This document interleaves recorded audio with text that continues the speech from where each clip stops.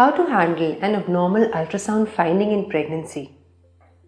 क्या प्रेगनेंसी में abnormal ultrasound आने से की कुछ रीजंस हैं जिन्हें हम पर्सनल लेवल पर ठीक कर सकते हैं? Is it my fault? I had an abnormal ultrasound during my pregnancy. Pregnancy में अल्ट्रासाउंड को क्या क्या फैक्टर्स अफेक्ट कर सकते हैं? How can I learn about my pregnancy ultrasound? How do I know everything is fine और not? I have had an abnormal ultrasound during my pregnancy. अब मैं क्या करूँ? How do I cope with it? This is my first pregnancy and I did everything right as recommended. Still, my ultrasound findings are not normal. Being an expecting mother, आप अपने पहले ultrasound के लिए बहुत excited हैं and you've actually planned your day for it. Your doctor's appointment, you want to know that how well your baby is growing and that पहली news जो है आपके घर में आपको देनी है, you want to celebrate. It's such a wonderful time. But एक बार when you get the ultrasound examination and you get some unexpected news. पहला अल्ट्रासाउंड वैसा नहीं जाता जैसे you were expecting and your doctor says that probably you have to come back for it, they will have to investigate further, they'll have to do another scan to see that the baby's growth has started on a good parameter. Sometimes it becomes really heartbreaking for you, my dear. ये news आपके लिए बहुत ही uncertainty लेकर आती है, stress anxiety भी लेकर आती है. आप इतने दिनों से प्लान कर रहे थे एंड आपको सडनली लगता है that everything comes for a standstill. I understand, I empathise with you. But यहाँ जब आपके दिमाग में पहले से कोई थॉट आएगा कि आप कैसे इस न्यूज़ के साथ कोप अप करेंगे और क्या सच में ये जो प्रॉब्लम है वो आगे आने वाली है, इसके अलावा आपको क्या लगता है कि ऐसी सिचुएशन में आपको क्या करना चाहिए? Do you feel that you don't have that much of strength कि आगे आप कोई प्रोसीजर करेंगे, या आप क्या सोचते चले जा रहे हैं, क्या बेटर होगा आपके लिए? ये सब सवालों के जवाब देने के लिए मैं आपको रियली सपोर्ट करना चाहती हूँ.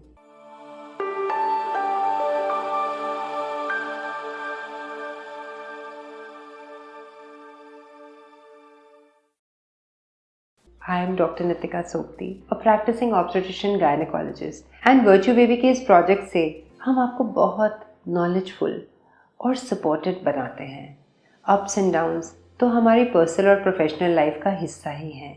Similarly in pregnancy these experiences you can really have, but before you panic on any abnormality in your ultrasound या आप किसी बात का स्ट्रेस ले, please you need to understand a few facts.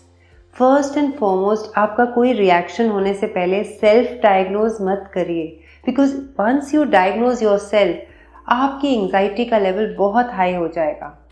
अगर आपके अल्ट्रासाउंड में कुछ एबनॉर्मल है, please understand there are different types of ultrasound.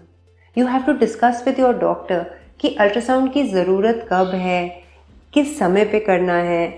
आप अपने डॉक्टर के साथ बात करके बहुत क्लियर और कंफर्टेबल महसूस करेंगे. Ultrasound is a very important tool. Without any radiation आप अपने बेबी को वूम में ही बढ़ते हुए बहुत अच्छे से देख सकते हैं, विजुअलाइज कर सकते हैं. इसके साथ अल्ट्रासाउंड में आपके यूट्रस और प्लेसेंटा के बारे में भी we can really know a lot. And before you jump to conclusions, discuss with your doctor what is wrong, because कुछ ऐसी चीज़ें होती हैं बेबी के अंदर जो डेवलप विद टाइम हो जाती हैं, और कुछ होती हैं जो डेवलपमेंटल स्ट्रक्चरल प्रॉब्लम्स हैं जो हमारे हाथ में नहीं होते हैं. So even if you get the bad news, हो सकता है आपके अल्ट्रासाउंड में आपकी बेबी की ग्रोथ एज एक्सपेक्टेड नहीं है, probably your placenta is not functioning that well, or there may be some other reason that the water around your baby is not good enough. How are you supposed to deal with it? Nothing is worse than this कि आपको लगे कि you really are at fault to make it happen. Probably you were taking more of stress, probably you were not eating right. This has all happened because of that. Before you go into any such detailing with your own self, make sure कि जैसे आपको ये news मिले, go and discuss with your doctor. ये खबर मिलने के बाद बेबी के साथ कुछ abnormality है, हमें ये पता करना ही बहुत ज़्यादा मुश्किल लगता है. But first thing is take a deep breath, relax. ये तो समझ लें कि whether this news is repairable or not, क्योंकि कुछ चीज़ें जब रिपेयरेबल नहीं होती हैं वो बहुत रेयर होता है. जनरली वो सारा कुछ फर्स्ट 3 मंथ्स में क्लियर हो जाता है. If your baby has come up to 12 weeks, we are really rested and clear that everything is fine. After 12 weeks, the next landmark is 19 weeks वाला ultrasound. So 19 weeks, 20 weeks के scan में also we become very easy if everything is fine. But उसके बाद generally जो होते हैं वो growth issues होते हैं. Those growth issues we can settle with meditation, with lifestyle. So you need to have a clear head and a stress-free understanding of the entire problem, and आपका reaction उसी पे based होगा. Sometimes when your doctor is explaining you everything, आपको लगता है that you're not even understanding so much. So don't worry. First time में even if you don't, take some time and just understand the whole process. Very important. आपके ultrasound में अगर कोई भी abnormality आती है और आपको उसके बारे में सोचना भी ज़रूरी है कि आगे चल के what would you need, you have to actually express your grief to it. Many a times it happens कि आपके डॉक्टर ने आपको कुछ बताया भी है but you're not able to understand in one go. But you can get your family and friends and they'll also help you explain. And next time when you go and meet, you will be more rested. Because जो developmental issues हैं, उनको हम नहीं ठीक कर सकते. उसके लिए sometimes we don't have very easy and good options that we can give you. But जो growth issues हैं, उसके लिए definitely आपके पास बहुत सारी options है. And you and your spouse, you can ask your doctor and develop a plan with them कि what is your way forward. Sometimes we have to repeat ultrasounds very fast. ये बहुत ही ज़रूरी है कि आप खुद diagnose करते करते confused नहीं होते जाएं. Whatever your doctor makes out a plan for you, how you have to come for the visits, how the baby has to grow, what all needs to be seen, what all medications you need to do, what are the recommendations that you need to follow, just do that and just implement that. And उससे आपको बहुत easy लगेगा.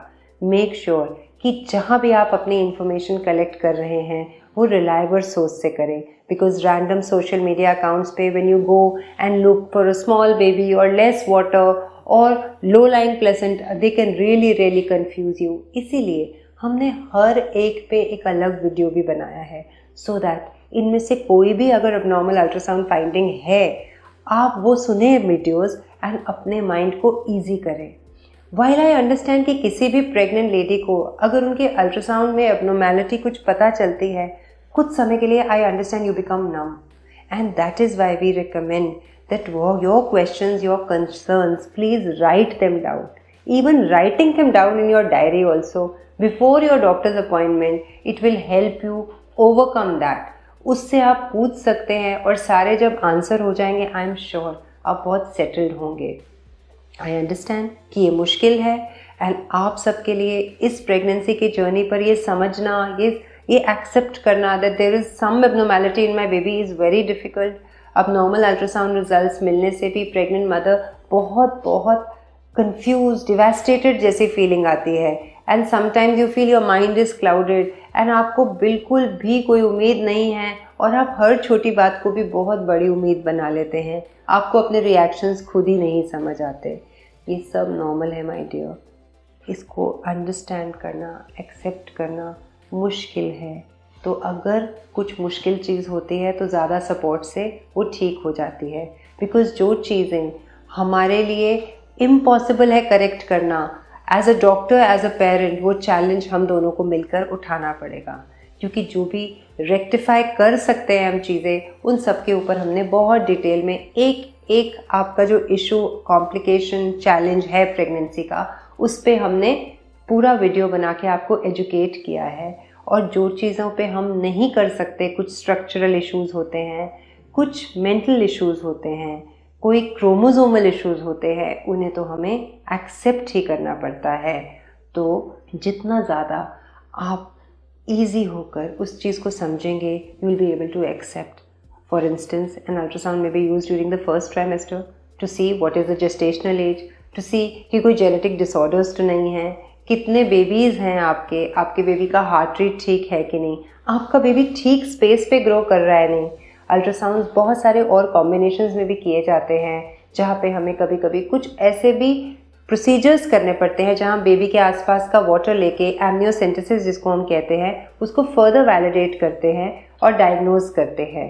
ऐसे ही करते करते हम second trimester में आएंगे तो डॉक्टर चेक करते हैं कि बर्थ डिफेक्ट्स तो नहीं हैं, ग्रोथ हमारी ठीक हो रही है, हमारे बेबी के ब्लड फ्लोज ठीक हो रहे हैं, डेवलपिंग वाटर एकदम ठीक है।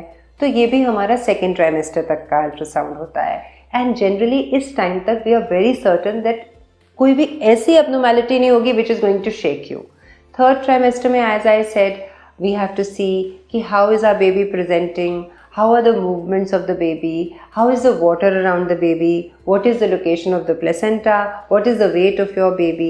तो ये बहुत सारे डिफरेंट टाइप्स ऑफ अल्ट्रासाउंड्स होते हैं और जो मोस्ट इम्पॉर्टेंट अल्ट्रासाउंड्स हैं वो सब मिनिमम 5 तो किए जाते हैं प्रेगनेंसी में। And I have made a specific video also for you to understand कि एक नॉर्मल अल्ट्रासाउंड में क्या क्या हम देखते हैं और क्या क्या अबनॉर्मैलिटीज़ हम देखते हैं। जब भी कुछ भी ऊपर नीचे आता है हमारे डेवलपिंग बेबी के स्कैन में, हम बहुत डिफ़िकल्टी फेस करते हैं कि how do we share the news. You just first accept and understand yourself. I am sure once you are sorted आप अपने सब फैमिली मेम्बर्स से शेयर कर पाएंगे और उसको सॉर्ट आउट भी कर लेंगे। If you are clear you will be able to transmit that information also. अगर कोई ऐसा इन्फॉर्मेशन भी है कि वो एब्नॉर्मैलिटी ऐसी है जो आप ठीक नहीं कर सकते, try to handle with love, grace, care. Also, make sure that you write down your questions and concerns and make a running list so that your mind is silenced, क्योंकि हर एक क्वेश्चन का जब आंसर होगा you will feel very sorted जब आपको पता रहेगा। Most importantly आपको लगता है next time तो ऐसा नहीं होगा। I am sure your doctor will be able to make you understand that. Also my dear, please practice regular self-care. You are going through a difficult situation. For this reason it is very important that you take care of yourself. खाना भी सही है, exercise भी करना है, mind को भी easy करना है। And if you are struggling with grief और anxiety, sometimes even depression, please come back to us, join a support group, also come and see a counselor. Likewise also be sure that you also lean on your family and friends. वो सब आपकी help करना चाहते हैं। Let them know everything. Do not expect that आप सब कुछ अपने आप हैंडल कर देंगे। Leave room for hope. ये बहुत important points हैं। Sometimes you just have to know that this journey of acceptance is going to make you more wiser, more powerful, and your next pregnancy is going to be absolutely fine. Because जो चीज़ें अगर by any chance miss हुई थी या nature's way था, हम उस चीज़ को next time के लिए और क्लियरली हैंडल कर लेंगे, टैकल कर लेंगे, ताकि आपकी प्रेगनेंसी बहुत हेल्दी रहे, बहुत इजी रहे और सेफ रहे।